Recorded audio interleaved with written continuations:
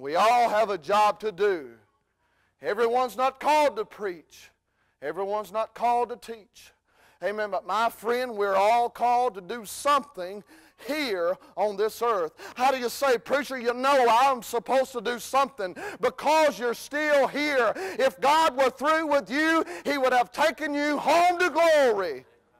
There's work to be done. Amen. It's time to satisfy yourself and be content with what God has called you to do. He said, if you'll just be faithful over the little things, I'll make you ruler over many.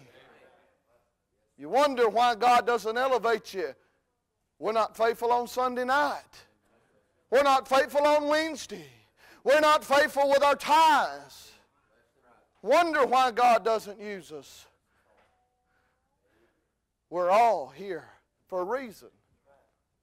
I'd try to be faithful over just a few things. He says, consider this ant. Consider it.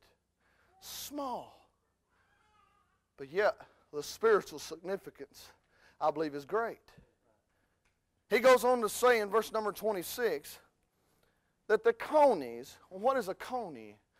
The best that we can understand it is a rabbit-like creature, but it is not a rabbit. And he says, but he's feeble. He's a feeble folk. And they have, they have been viewed that sometimes that they would gather themselves together. Amen. And he said these conies are feeble, yet they make their houses in the rock. Now this coney is a rabbit-like creature. Amen. They say he has no visible tail. He has sturdy short legs. Amen. But yet he has nails on his end of his fingers. Amen. That would help him that he would make his house in the rocks. And in the Hebrew text, the rocks there is singular, that he makes his house in the rock. Amen. This coney is a creature, amen, that doesn't go out and do battle, amen, like a cougar or like a bear. Amen. His only protection is when he flees, amen, to the rock. Amen. Amen. He has no protection. Amen. He has no visible, amen, distinctions about him that would scare off a predator. Amen. But when the predator would come up against this coney, amen, he would head, amen, to the rock. Amen.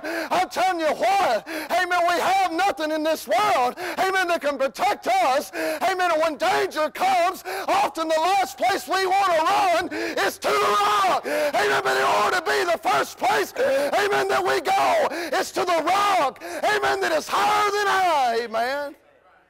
Thank God I found myself in trouble one day. Amen. I knew I had no hope. Amen. I was helpless. Amen. The world had come up against me. Amen. But God said, amen, there's a refuge. Amen. Moses knew what it was like. Amen. To be held, amen, under God's hand. Amen. When his glory passed by, amen, he was shielded in the cleft of the rock. Amen. I'm glad this morning, amen, I'm shielded. Amen. I'm hid by his hand. Amen. Read John. Amen. He'll tell you that.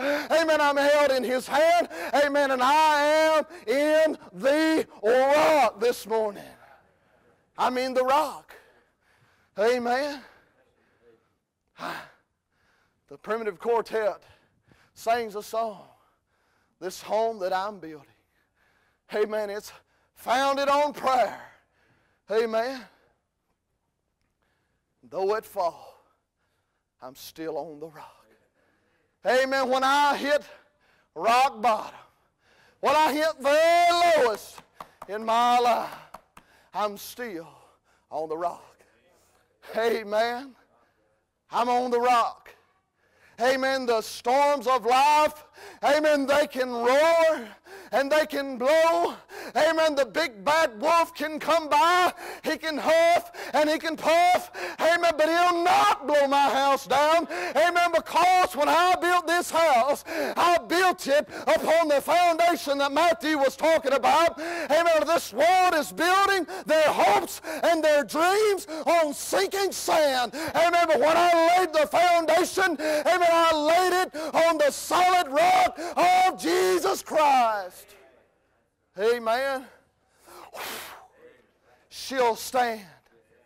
And if it blows down, I'm still on the rock.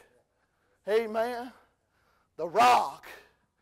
Amen. In the Old Testament, that's what the psalmist meant. Amen. When he kept talking about the rock. It was a place of refuge. Amen. It was a place, amen, it's like amen, like a rock in a weary land. Amen. It'll shield the sun by day. Amen. It'll shield the heat off of you. Amen. It'll give you protection. Amen. Through the night. Amen. I'm glad I know the rock. I'm glad. Amen. It ain't the Chevrolet truck neither. Amen. Amen. It's none other than Jesus Christ. Amen. The rock. I've had a few of them Chevrolets. Amen. Sometimes they'll leave you stranded. Amen. But the rock that I'm talking about has never left me high and dry. Amen. I've wondered. Amen.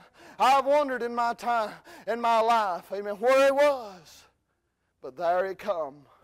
Right on time. Amen. I promise you, God has never been early, but I can promise you flat-footed, He's never been late. Amen. Look at the rock. Look at these conies. He said they're feeble.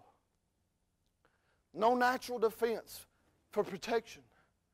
But yet, just the shadow maybe of that eagle would fly by. And this coney, his instinct was to run to the rock. Amen. And by the way, the enemy's tracking every one of us this morning.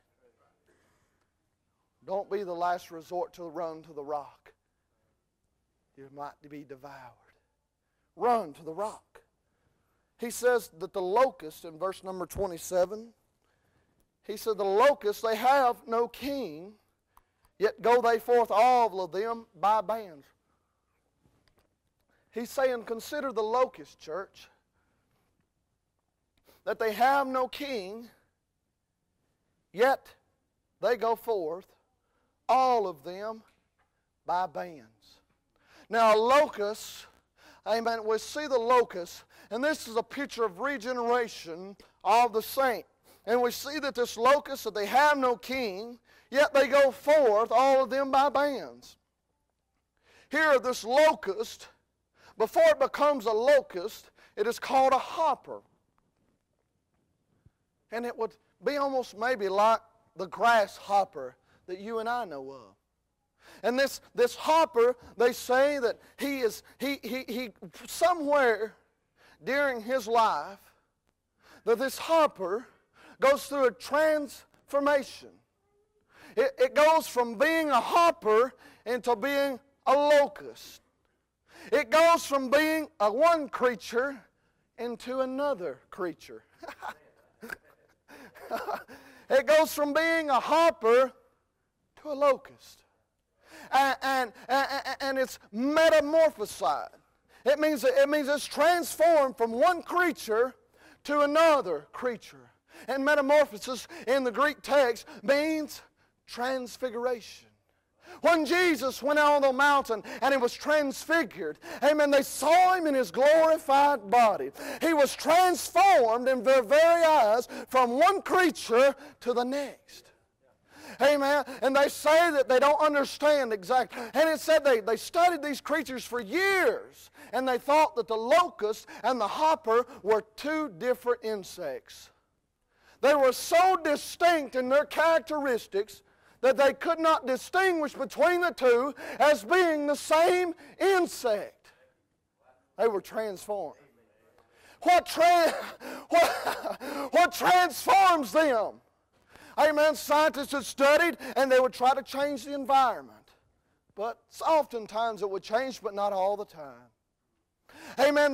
They studied them during the sun and during the rain.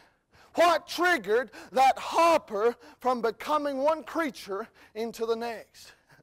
Oh, you're going to like this. Amen. Amen. What changed him? Well, somewhere during the span of this insect's life, he would, and only know, that he would take himself and he would cling to a twig